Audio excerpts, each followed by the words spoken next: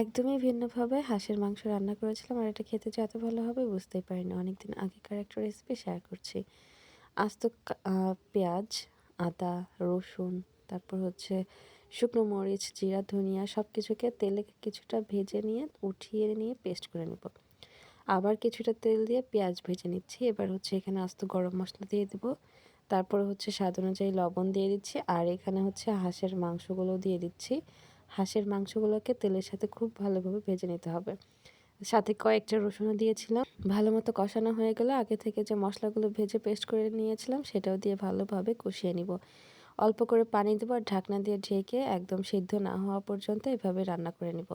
একেবারে পানি দেওয়া যাবে না, অল্প অল্প করে পানি দিতে হবে আর ঢাকনা দিয়ে ঢেকে মিডিয়াম আঁচে রান্না করে নিতে হবে। আর এটাতে কি যে মজা! গরম ভাত হোক, রুটি, চিতই পিঠা অথবা খোলা চালের পিঠা যেকোনো কিছুর সাথে কিন্তু একদম জমে ক্ষীর।